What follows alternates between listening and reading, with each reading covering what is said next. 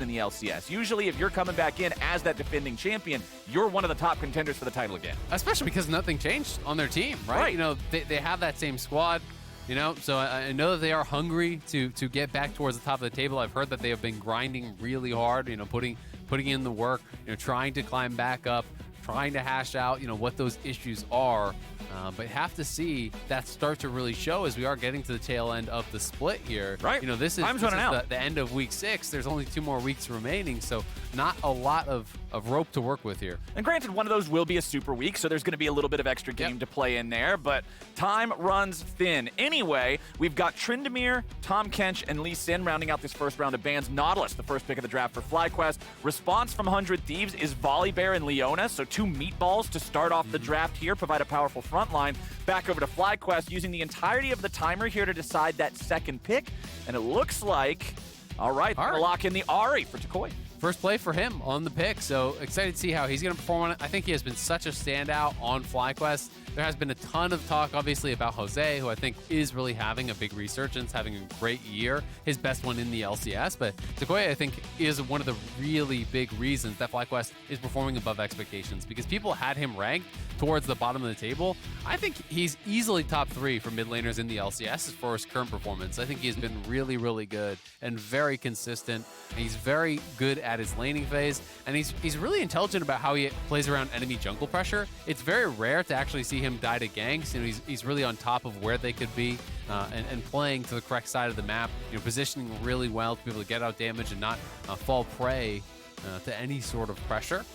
Well, hey, we're going to get Zeri in back-to-back games here. This is just a short time ago. This would be completely unheard of. Just absolutely not. But the champion is going to be piloted by Johnsun this time around. 100 Thieves are going to answer by getting their own AD carry. Jinx lasting until just right before the second part of the bans come in, but they do want to make sure they can pick that up before those bans arrive, because otherwise, highly likely your opponents will get rid of that S-tier marksman pick. But there is not parity in terms of the roles drafted. We've got bot lane plus mid lane for FlyQuest. We've got bot lane plus jungle for 100 Thieves. So I expect the next bans to reflect that. And sure enough, they do. Trundle banned out by 100 Thieves. And Gwen, the target for FlyQuest. Yep, absolutely. Trundle, Hecarim, Lee Sin, all banned out already. You know, targeting Jose.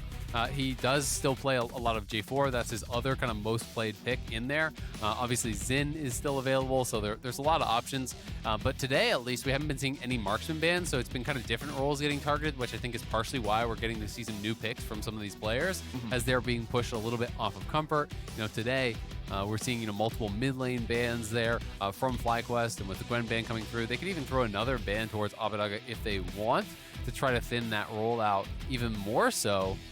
Push him down in his champion pool, because he hasn't been one of the more flexible guys. You know, he is stuck more to kind of the standard control mages. Only has the 6 unique picks, which is, I think, on the lower end for mid laners. Well, what's our last ban going to be here? You're going to look at Ssumday, you're going to look at Abbeddage. All right, it's the Zillion banned out. So again, looking towards that mid lane here. That'll be 3 mid lane bans in total from the side of FlyQuest. Now, I'm curious, how's 100 Thieves going to do this? They can secure counter pick for either one of their solo lanes, but which one do they want to put priority on? Because mid lane has already been picked. Right, that's true. That's true. I completely lost the plot on that one. That's my bad. But yeah, no. You already see that. So you've got the Ahri. What's the response into the Ahri? Hovering on the Azir here for a while. Do we want to lock that one in? No, the Vex instead. Vex, so a lot of engage on this comp. You have Leona, you have Vex, Volibear can hop in, so a really aggressive look here. 400 Thieves, a lot about the dive, and I wonder how they're going to try to round that out from top lane, if it's going to be another diver, you know, maybe even a Camille, something that can side lane and really kind of group and play aggressive with them. Also, because Zeri has a lot of dashes, there's lots of dashes obviously on the Ahri as well. You get that Vex passive to be able to hit those additional autos for the Gloom proc, I believe it is called.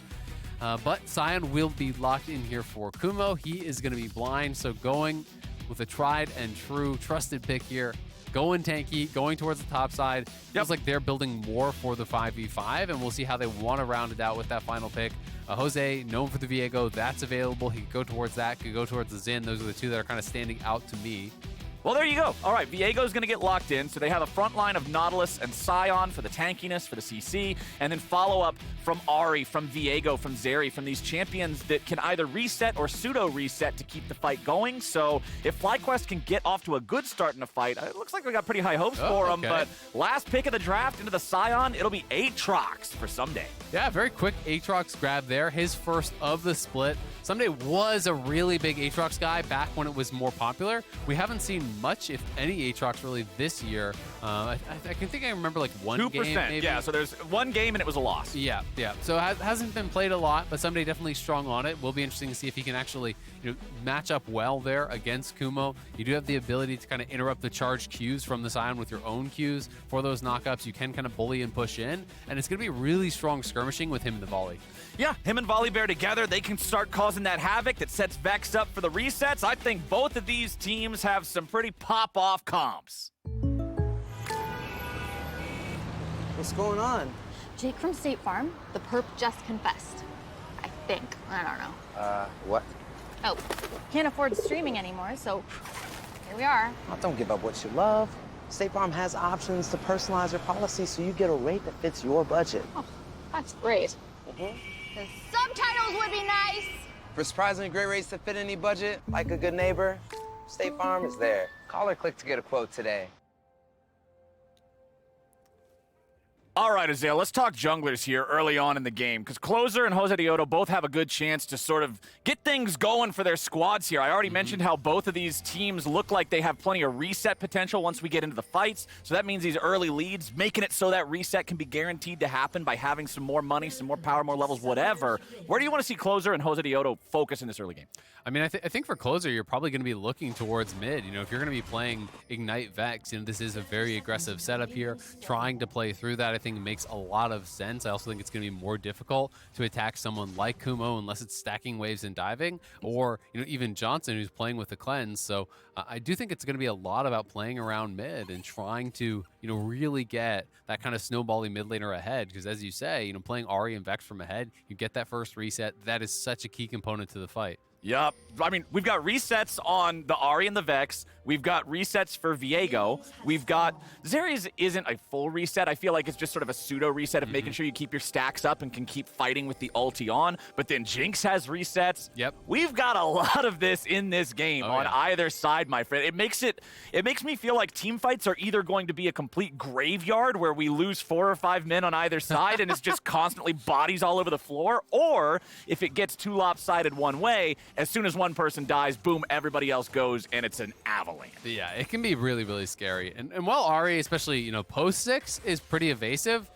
pre-6, it's not that hard to actually gank Ahri here. You have the fear for setup or follow through. If you can land a fear into a flash stun there from volley with the E crashing down, you have burst to kill this guy for sure, especially with Vex taking Ignite as well as the Electrocute. So for toucouille, I think it's a lot more about playing for the push, about trying to be able to shove this out, trying to control the minion waves, and kind of that's your goal when you are playing TP, is less to fight and less to interact and more to just get the push and take the advantage through the slower pace of play, with that teleport and that more resets. Abbeddage is doing a good job here at mid lane, though, playing as aggressively as he can, making use of that fear and guaranteeing that he can follow it up with a little bit of extra damage to proc the Electrocute. So toucouille will need to continue being respectful here. Once again, just like last game, we're going to see our junglers starting on opposite ends of the map. So it'll mean that Closer is closer to the bottom lane, whereas JoseDeodo is going to be clearing top side eventually.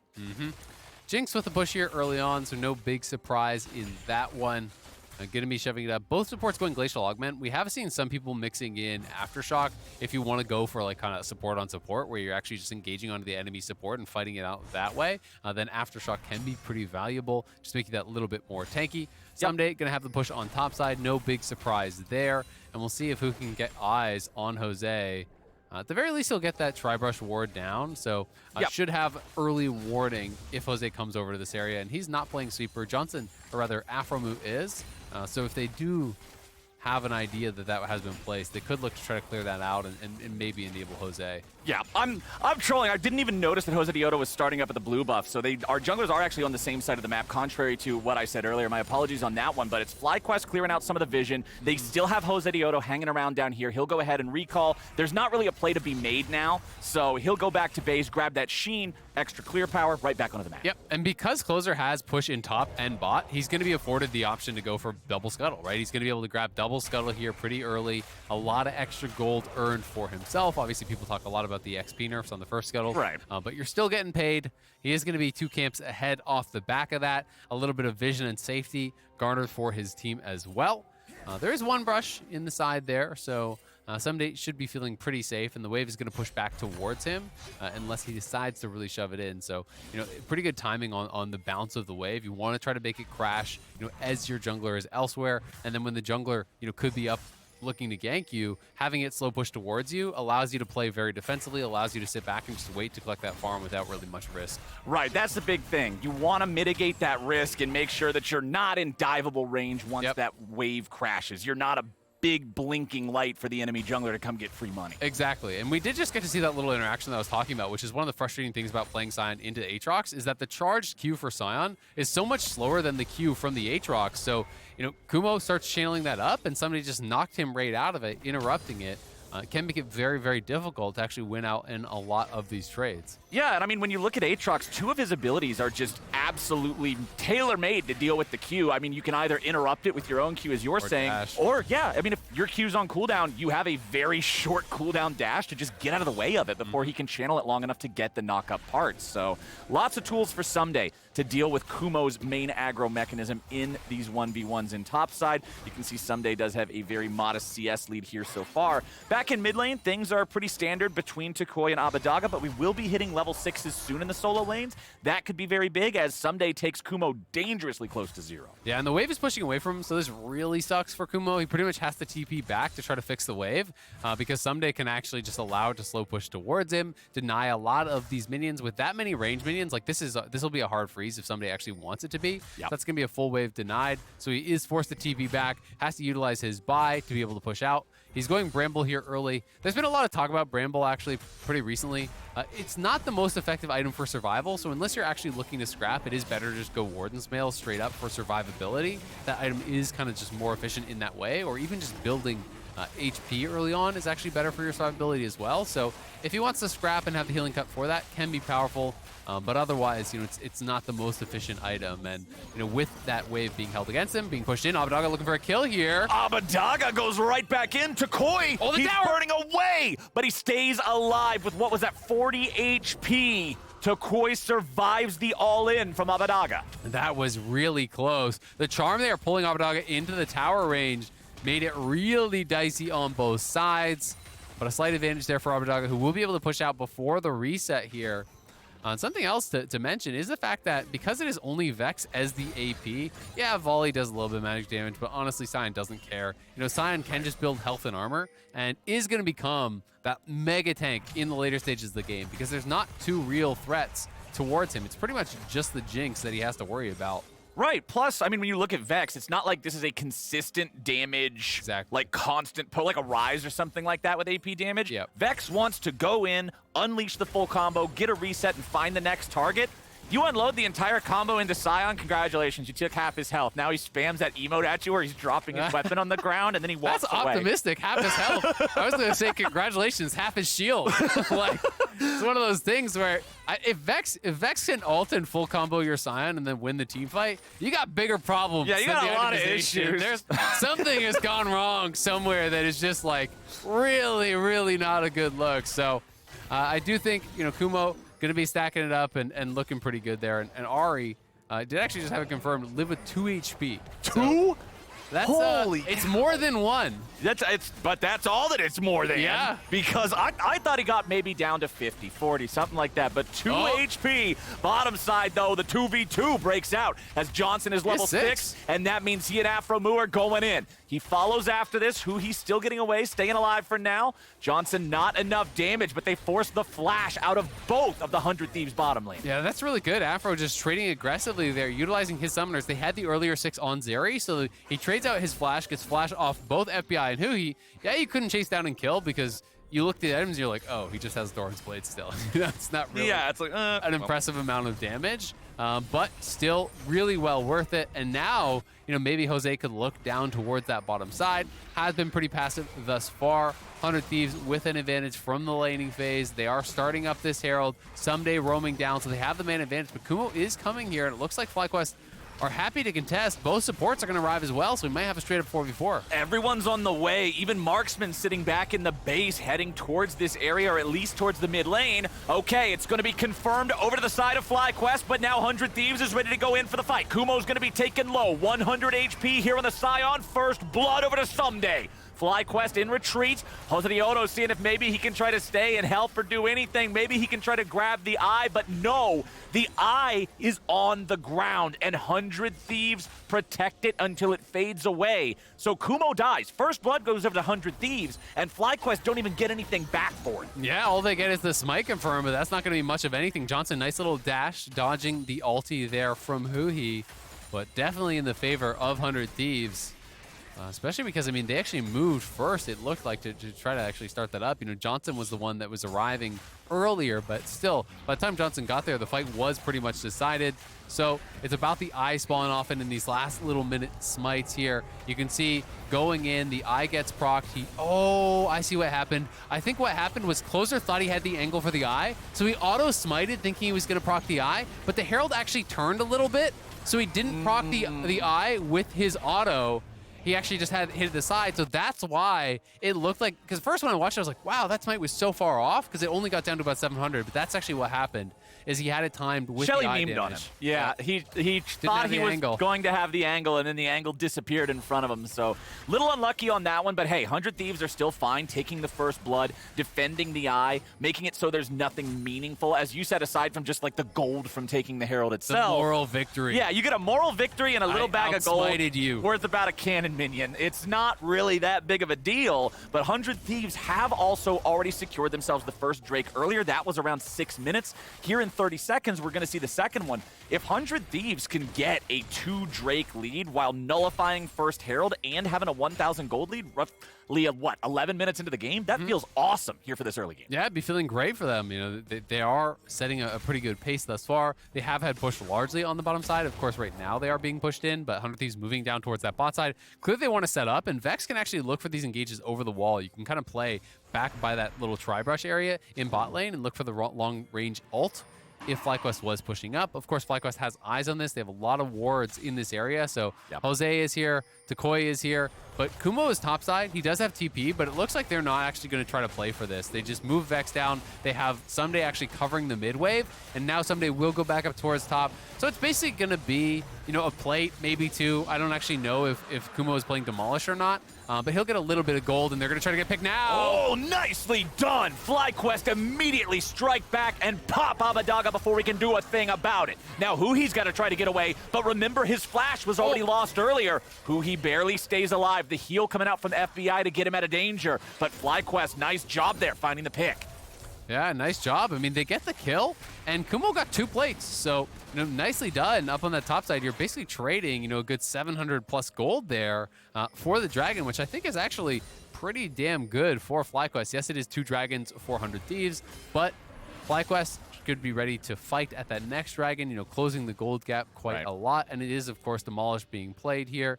Demolish second win secondary for Kumo. Gonna make him pretty damn hard to actually knock down. Second win, I think, in general, is actually just really underused compared to bone plating, which feels like people kind of just autopilot bone plating. Yep. But it's really easy to get poked off, and my understanding is bone plating doesn't even work on secondary targets. So if I hit you as the top laner and my jungler also hits you, it doesn't reduce damage from the jungler even when it's active. So there's a lot of little kind of weaknesses about it, where a second win is just always useful.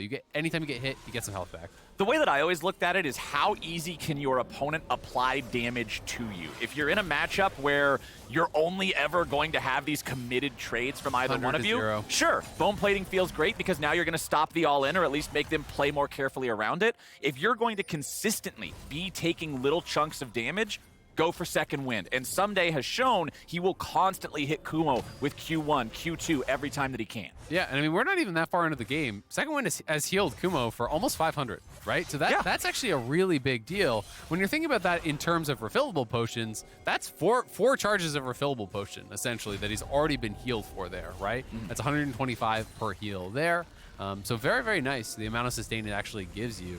That is going to keep you out in lane a lot more effective.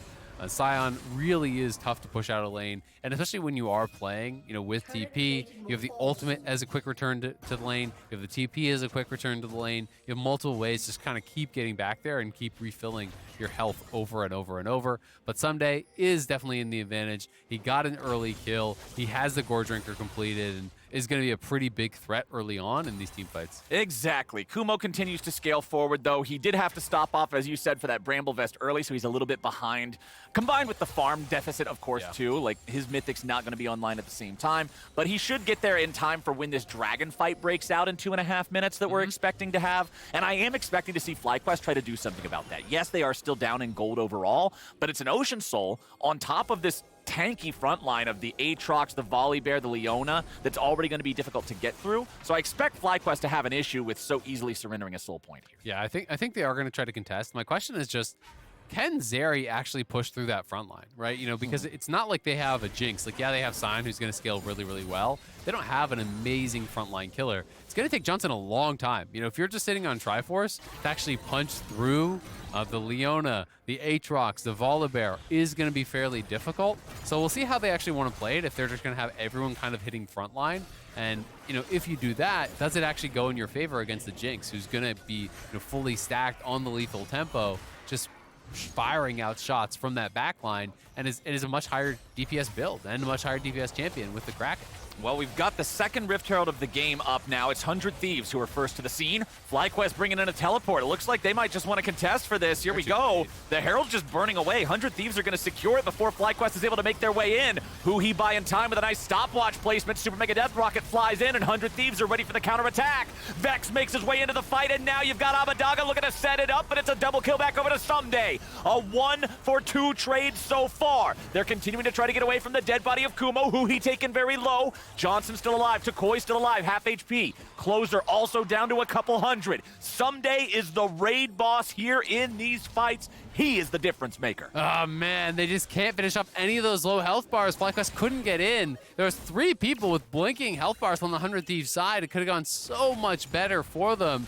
They could pick up a couple of those kills, but they aren't quite able to actually finish off those frontliners. And Huhi did a good job buying time here, as they spot out Huhi with the vision revealed there from Johnsun, the immediate hook in, but he stopwatches the charm, is very, very healthy when he does it. Volibear flies in. You think, hey, this could be a pretty good angle there for Johnsun as he cleanses out, but Johnsun just doesn't really do a lot of damage to the front line at this point. And Abbeddage flying into the back line, they are able to get this initial kill here onto Aphro. He trades his life for it, but look at Ssumday. Like, just takes absolutely no damage, shoves Johnsun out of the fight. Toucouille goes in to try to finish off Huhi, doesn't quite have the damage. FBI slinking out as well, and now they're back towards mid, dropping the Herald here, looking to extend the advantage and move towards that third dragon. It's an AD carry and top laner kind of game based on these damage charts. Herald was summoned up in mid lane, but it got about as much value as the eyeball that was left on the ground. FlyQuest is able to defend, but Kumo's below half HP. FlyQuest still all right for now. Huhi also dangerously low in the health department, but it's still all about Ssumday. He will be the one keeping everybody from FlyQuest away. He will be the one who can make the largest individual impact here in these fights. And 100 Thieves are trying to wait for Abbeddage's ultimate. It's almost up here, and now it is coming up. He can look for an engage over the wall if he wants, but they've already killed Huhi. JoseDeodo taking a killing spree on that one. Huhi just gets caught by the Sion ultimate, and now Ssumday has to flash away. Even with his World Ender active, he cannot fight back against this FlyQuest squad that found their pick. They punished Huhi for being such low HP and being in a vulnerable spot, and FlyQuest will stop the Drake stack. And nicely done there by FlyQuest, capitalizing on that window of opportunity they had. Huhi relatively low in the river, and 100 Thieves don't want to fight without Vex ulti. It was just about to come up, but Huhi gets caught out before that, and as it's coming down, his support's already out, so they don't want to look for the 4v5 engage. It will be far too risky. So FlyQuest has bought themselves a lot more time here. Vex fishing, but no, not gonna actually find I mean, I think they saw him walk over in that area because they have a brush in their side brush there. They have a ward rather than side brush, you know, right here. But I don't think that they actually had eyes on him fully in the brush. So just trying to fish, see if they could have found out JoseDeodo. I don't know if they actually would have killed him, though, to be honest with you. I don't know if X has enough damage at this point. Jose's pretty strong. Like, he's actually up on items, has the Merc Tread, so you're not just going to get 100 0'd, I don't think. I mean, JoseDeodo has all 3 of the kills for the FlyQuest side. Like, the same way that Ssumday has all of them over on 100 Thieves, Jose is set up to really be a hero for FlyQuest in this game. And Viego is one of those champions that I hate seeing get kills when I'm playing against it, because you just kind of get that sick feeling that when Viego gets ahead of the curve, Viego gets the reset. And when Viego gets the reset, Viego you wins don't the have fight. fun. Yeah, like, yep. you just see him, he's just jumping around, hopping in bodies left and right, popping out ultimates. You practically feel like you're just stuck in line waiting for him to hit you for half your health with his iframe ultimate that jumps over everything. You're like, all right, when's my turn to get hit upside the head with this? You go first, Flowers. Sure. I'll let him have my body after. All right, cool, dude. I'll catch up with you here in a minute. Yeah, it's you're like... immune again. I get it. I can't attack you. Sure, it's fine. Yeah, that's it's not a good feeling to be up against, but for the guy piloting it, it just feels like, hey, the whole game is in your hands and you can take control. JoseDeodo's in a great spot to be able to have that sort of an impact in these fights as we're into the mid-game now. 3 minutes until our next Drake spawns. We're just about at the 20-minute mark as well, which means that Baron will soon be on the table. And for both these compositions, you have the champions like the Jinx on one side, the Viego on the other. If you get a couple of picks, if you're in a really good spot, Baron could be an early menu item here. Absolutely. You have a lot of ability to actually tank it up on both sides. Pretty high DPS, especially on the Jinx side. I would say, you know, they're going to be able to try to threaten that rush down very, very quickly. But Soul is going to be a big deal in this game, you know, for either side. You know, you talked about the ability for 100 Thieves kind of have all these bruisers who's going to become super tanky. But as well, for Kumo, if you let this guy stack a ton of armor and get Ocean Soul, the Scion is going to be almost impossible to actually punch through. He's going to be able to buy a lot of space for the rest of his team. Right. It's not one of those things where Scion is a champion that needed to have a very strong performance in lane and, you know, coming out of lane with a death or two and then having this 50 CS deficit just says, oh, no, he's useless. It's not like he's Jace or something, right? Yeah. He's going to be this meatball. He's going to be able to just itemize the incredibly effective tank items that it's scary to have to deal with this. You talked about Jinx being one of those champions that can punch through front line and be that big carry. Well, I don't care how good you are or how many shows you're the main character in. If you have from Arcane? Bat chest. If you have to deal with a Scion that has 2,000 extra HP from his W and 4 armor items, it's going to take a minute. It's going to take some rockets. Yeah. Might run out. It's going to take some rockets, that many. Maybe some bullets, a couple of flame chompers, whatever that blue thing in the 3rd episode was. It's been long enough now. You're not allowed to say spoilers. You should have watched the show. It's really good. All of chat is now spamming spoilers. Dude, that's a guarantee. So, to the one person who still hasn't seen Arcane, I'm sorry. To everybody else, have fun. Anyway, back into the game. God bless you. Yeah, back into the game here. We got the Black Cleaver completed for Ssumday. This item, of course, a lot more popular these days. For a long time was kind of not built at all, but giving the armor shred as well as the extra movement speed feels really nice on this, especially when you're up against this tanky front line with the Scion. Going to be important to be able to deal any sort of meaningful damage. And the armor shred, remember, gets rid of the target's armor. It doesn't buff your own armor pen, so it'll help for FBI too. Yep. Going to be a pretty big deal there in trying to take down this Scion, if he's even hitting the Scion in the team fights. You know, definitely going to be strong in the 1v1 in the side lane, but we'll see how he wants to play out the 5v5s, because I think, yes, you can hit Kumo, but really he wants to be chasing Johnsun and toucouille and kind of like pushing them out of the fight, I think. You know, largely focusing down some of those carries. But it's a setup, again, around Dragon here. It's going to be up here in 18. FlyQuest, of course, came out on top last time. But this time, both toucouille and Ssumday trying to play for this flanking position here. Zeri's still chilling around mid, and 100 Thieves do have much more vision in this area. There is the one ward in the back of the pit that hasn't been spotted, but now Abbeddage swinging a miss there. toucouille able to dodge out on that ultimate, so you could look for the fight here potentially. 100 Thieves are just going to try to burn it down, and toucouille gets caught out. Now he's going to try to get away with his own ulti. Nicely done there, going back in for Abbeddage, but instead he ends up throwing away his own life. FlyQuest are trying to contest the Drake, but the rockets flying out from FBI means it's going to be sole point for 100 Thieves. toucouille got a little too hyphy, Azael. He thought he could go back in and make the outplay, but he just gets shut down, and 100 Thieves get the punish. Yeah, not paying the respect to how strong Ssumday is in that position. I mean, ulted right back in point blank. You know, I think the initial play was great, and then he hits the Charm Everfrost here, and he feels like, hey, I can actually turn this. But the problem is, he doesn't quite have the damage to burst him down, and you've got to play it a little bit more slowly. You know, when he flash ults away, I think you can kind of do an ulti where you just do it a little bit to the side instead of straight in on his face. Yeah. I think he was maybe worried about like too many of the little Foxfire tails or whatever they're called, like going to the minions. Maybe he thought like, hey, if I go straight towards him, you know, I can kind of get more of the damage down onto this Vex. But playing it a little bit too fast, and with him going down, it was always going to be 100 Thieves one fight. They do take the dragon. They are now at sole point, so it's a big deal here for FlyQuest, who's now kind of up against it.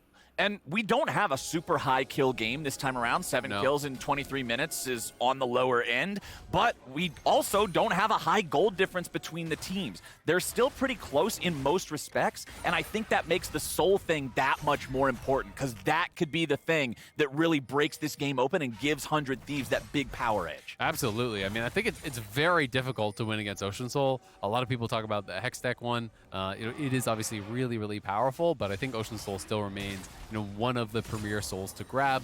It's extremely hard to actually come back against. It allows you to play around Baron so effectively as well, because you're never worried about actually losing health from tanking it. You're just constantly full health, hitting this Baron, starting it up over and over and over. And any fight that isn't ended instantly, you get massive value out of the Ocean Soul. And FlyQuest don't really have an overwhelming amount of damage just insta-kill people on the 100 Thieves side. Like, they're going to get some value. And the other thing about it that shines to me is the fact that it forces a Grievous Wounds tax on your opponents. Yeah. Which goes even further. Again, in a game that does not already have a large gold lead, you can create for yourself a bit of a pseudo-gold lead by making them spend their gold on items they don't actually want, but they now need, right? Yeah, absolutely. I mean, it's worth thousands of gold in itself, and then, as you say, it's a good point. You have to pay that tax, buy up the healing reduction items. I think at some point they're going to want some anyway, at least against the Aatrox, because he can be a real problem in that front line, and when he's getting insane value out of the Gore Drinker. Like, this champion just works so well with the increased self-healing from his ulti, right? You know, it's 45% increased self-healing. You get a really big Gore Drinker in the middle of everyone with Conqueror procced. You just go back to full, right? So someone's going to get something. It's the old days of, like, the really overpowered Gore Drinker where you just press the button and get your health bar back. Aatrox is one of the few champions that can still have that reality if he has the right situation. I will say, it feels so bad when you're playing a tank and you're playing against a bruiser, and then it's like the bruiser just heals for so much that they're just way more tanky than you. Yep, just slurp. Gets all his health back. Gore Drinker. I have a Sunfire Cape. Well, I have an item that gives me my full health bar. Okay. Well, all right, cool. I'll see you later. You're main wave. Yeah. I'll be under my turret if you need me. Yeah. That's pretty much what it becomes. But hey, talking about the tanks, we got the Sunfire Aegis. We've got the Bramble Vest still there. Obviously, that hasn't been evolved into a full Thornmail yet. And we've got Frozen Heart completed there for Kumo. Now, while this item is good against Jinx, who's got plenty of attack speed, Closer also on the Volibear going to need to auto-attack. It's less effective against something like Aatrox, who is more of a spell weaver. Right. Like, it's always going to be... Even if you're using auto attacks, you are weaving them in between cues, so the attack speed won't be as meaningful. Do the passive poke with a sword. You need. Yeah, exactly. You just stab him with that thing. He feels more like an Elden Ring swords guy. He has to do all his very deliberate sword swings. With telegraphs and all that. But we got a minute until the Drake. Too bad that Sion can't roll and dodge that. Yeah, well, Sion, that's what they need. That's what Sion really 100% does the fat roll. He has full encumbrance, and he's just belly flopping onto the ground. But it would be cool to see. Yeah. I would absolutely love that. His inventory is absolutely full. Yeah, He's got like 7,000 kinds of grease, you know? The Sunfire Aegis probably weighs like 70 pounds itself. The thing is just massive, but it doesn't matter because Kumo is the front line here for FlyQuest, and that front line better be ready to tank it up in about 30 seconds, Azael, because if FlyQuest don't get this Drake, that soul that we've been talking about, all those advantages that 100 Thieves would earn for themselves, that becomes the game FlyQuest are playing, and they do not want to play that game. They absolutely do not. But when you're looking at some of the item completions, you know, Jinx is kind of half item up here on Johnsun, and I do think, again, Zeri's going to struggle to actually punch through this front line. If FBI gets some free time, he is going to put out a massive amount of damage here. But Closer looking for for the face check. He's gonna get first down, baby. Closer, that's not where you wanted to be, buddy. And then the Scion flies right through for the follow-up. Multiple flashes forced out here. FBI and Huhi both had to flash out to get away. FlyQuest moving forward as a unit. They're all 5 together. They know the enemy jungler does not have an ulti. They know the AD carry and support do not have flashes. 100 Thieves may have just lost their dragon soul off of that one. FlyQuest. Abbeddage looking over the wall. Look at him. He's in a position where he could go for a multi-man ult. Okay, Abbeddage ready to fly in if need be. Drake at 3,000. Ssumday is in the pit. He will zone FlyQuest away and threaten a different angle. Closer's still here. Smite ready for both of our junglers. Solar Flare goes out. Aphromoo finds his fence line only under the crab, and there they go. toucouille is already down, and FlyQuest will find themselves cut to pieces. Ssumday deals with multiple players on FlyQuest. He picks up one. Here comes another. Shutdown credit goes over to FBI for at least being able to take down Johnsun and steal that one away from Ssumday. JoseDeodo wants to fight back a little bit, but fight back he will not. Shut down for Abbeddage, and 100 Thieves gets 4 for nothing. It's a clean ace here for 100 Thieves. They get Soul, they get Baron. The team fight positioning was so good for them, even though we saw FlyQuest forcing out those flashes early. The Vex over the wall ults in, gets that multi-man fear that he was looking for, timed very well with the Huhi engage, and then even able to use the reset to get away from the carries, to go over onto the Scion to bring himself to safety there.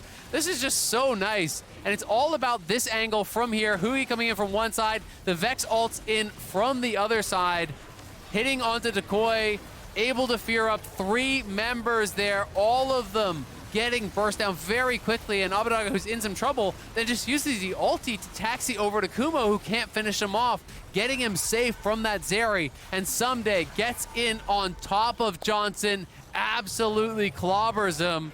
Ssumday having a massive game on the Aatrox.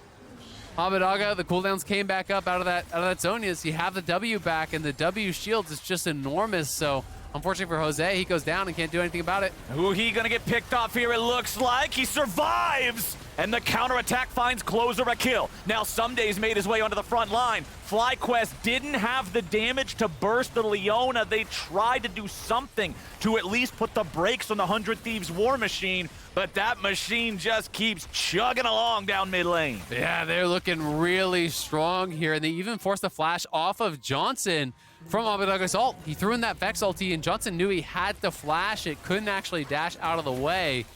So bad goes to worse. Ssumday gonna go top, push that in. You can see the waves moving in the right direction here already. 400 Thieves across the map. You know, waves pushing in here. Ssumday's getting top, going in the right direction. They have their squad mid to shove in this tier 2 as well. And FlyQuest just don't really have strong enough wave clear to actually push through this.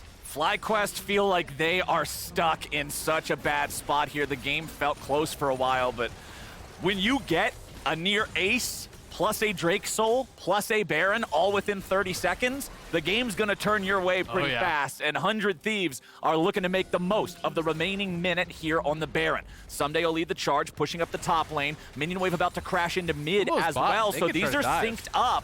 100 Thieves might just go for the dive. Johnson's gonna get slowed down, and there they go. They pull him right back in with the chains, and now Aphromoo is gonna be your second kill over to Ssumday. 100 Thieves just won the game. Abbeddage will chase him down with the ulti. It's only toucouille left standing. Everybody else falls to pieces. FBI tries to chase him into the fountain, but doesn't quite have the damage or the range. Nice charm's gonna pull the 100 Thieves AD carry in for a quick shutdown, but unfortunately, it is too little, it is too late, and 100 Thieves, off the back of that massive fight for the Drake Soul, are gonna earn themselves this win. They're gonna get themselves back in better shape compared to yesterday, and they're gonna take down FlyQuest. 32 minutes into the game. That laser was the MVP, and it still don't matter. 100 Thieves get the win. Nicely done from 100 Thieves. Some really strong team fighting, and I've got to say, an incredible game from Ssumday. Really strong laning phase there. Able to actually create a massive advantage and then translate that into the team fights, into these skirmishes around Dragon as well. The positioning on that engage in that final Dragon fight from Abbeddage was also perfect. Over the wall, playing on that pink ward, able to have that coordinated engage alongside Huhi was really, really nice. And I think 100 Thieves can be happy with this game for sure. They have a 2-0 weekend. Yes, yesterday was less clean. It required some misplays from their opponents, but today, a lot stronger. That Abbeddage engage in that fight felt like it was fiddlesticks, just jumping in there, blowing up everybody, fears everywhere. But hey, 100